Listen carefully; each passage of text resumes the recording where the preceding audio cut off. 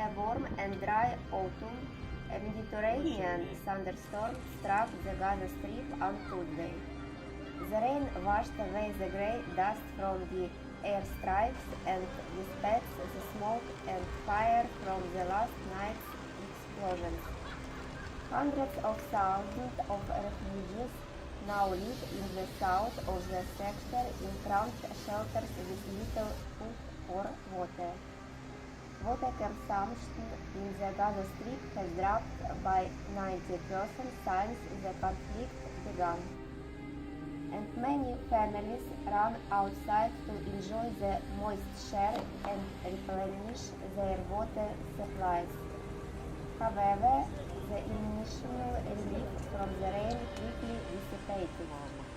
Children began shivering in wet clothes and temporary shelters were flooded.